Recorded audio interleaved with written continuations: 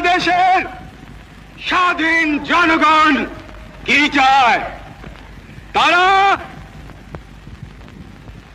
চায় বেঁচে থাকবার অধিকার,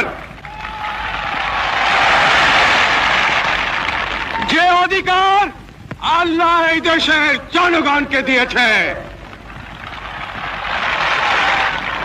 এই অধিকার কেউই কেড়ে নিতে পারবে না।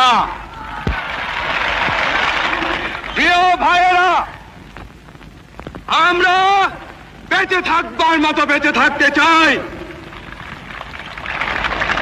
আমরা চাই শান্তি, যাতে আমাদের দেশের সর্ব জায়গায় সব লোক শান্তিতে বসবাস করতে পারে, শান্তিতে কাজকর্ম করতে পারে, শান্তিতে ব্যবসা বাণিজ্য করতে পারে, শান্তিতে রাত্রেবেলা নিদ্রা যেতে পারে।